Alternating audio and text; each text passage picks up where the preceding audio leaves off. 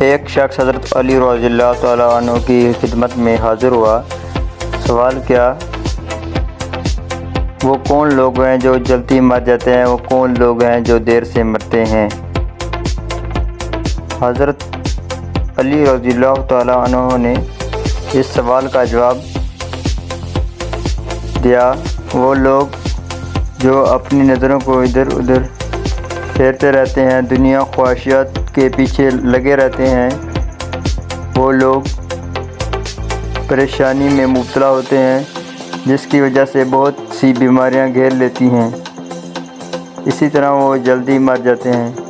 اس کے برعکس نظر آنے والے اپنی جو نظروں کو جھکا کر چلتے ہیں، اپنی زندگی پرسکون گزارتے ہیں، ایسے لوگ دیر تک زندہ رہتے ہیں۔